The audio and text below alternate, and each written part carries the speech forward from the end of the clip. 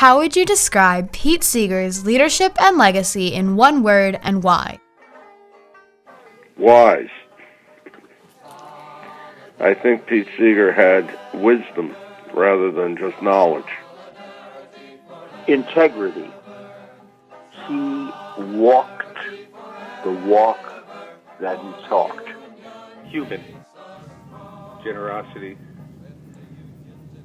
thoughtfulness, intelligence. It all goes to that word. Pete was a real human being. Legendary.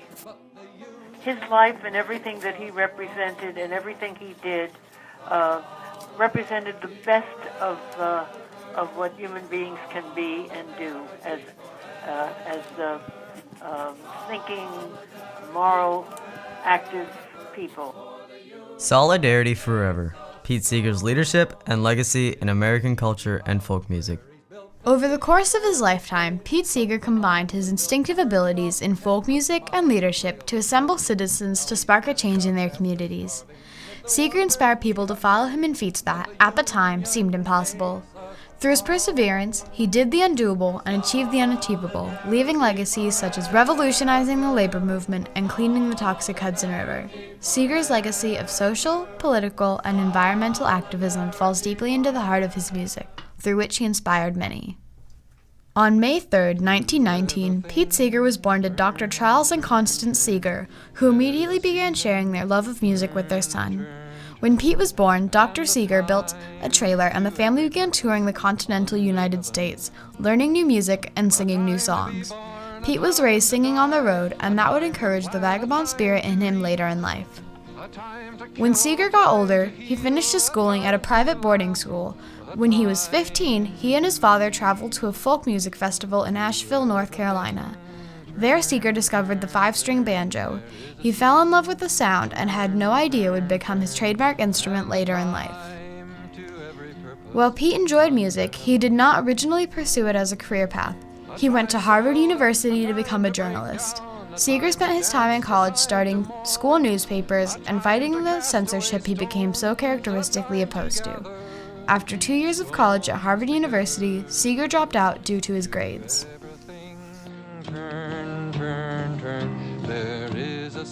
The people who inspired him, of course, was Woody Guthrie, was one of his greatest inspirations. Soon after leaving, he met Woody Guthrie.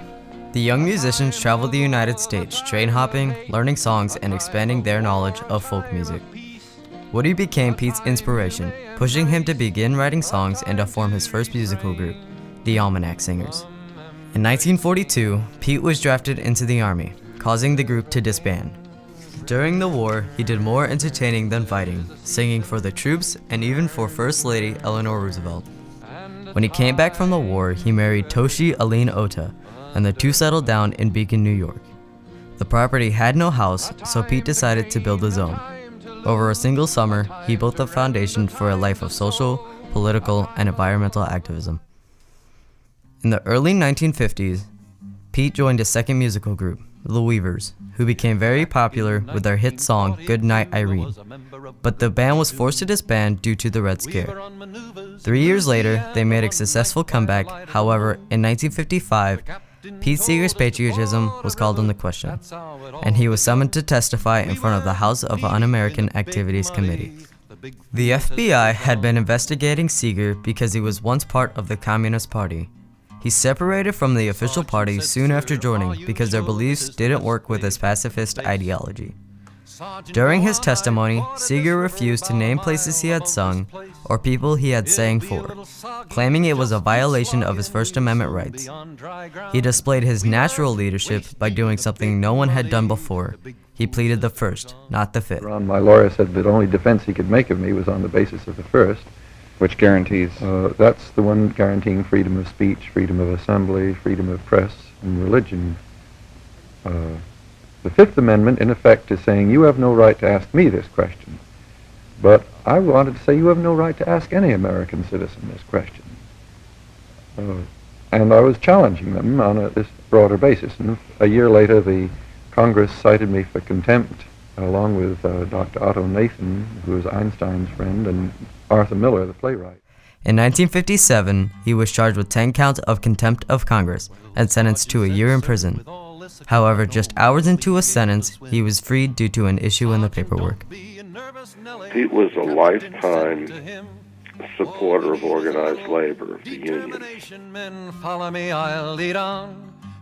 Pete Seeger played a big role in the labor movement, starting when he joined the Congress of Industrial Organizations. He advocated for workers' rights and for equal pay for women. During this time, Pete wrote the Talking Union Blues, which inspires workers to form a union in order to change their working conditions. The song spread around quickly and became popular throughout the movement. In the civil rights movement, Pete is most known for his connections to the Highlander Folk School, where he heard We Shall Overcome from Zephelia Horton, and after changing a few words and tweaking the tune, he helped it become the leading song of the civil rights movement. Pete Seeger told stories of ordinary people standing up for what they believe in. In March of 1965, Pete and Toshi participated in the March on Selma. Pete sang his famous We Shall Overcome as people marched from Montgomery to Selma, inspiring them to keep going and never give up. Seeger was opposed to the Vietnam War and participated in protests against the violence. In one form of protest, Seeger sang a song Waist Deep in the Big Muddy, which was broadcasted on television. The song was a cut at the president's war policies. The station manager censored it at first, but soon put it back on air after Pete called them out on it. He wrote Turn, Turn, Turn during this time and became the face of influential artists during the Vietnam War. He read a book called Sloops of the Hudson River. And basically it talked about these things called Hudson River packet sloops. And he got together with some people and they thought that these things were incredibly beautiful boats. And it would be a great idea to essentially rebuild one of them.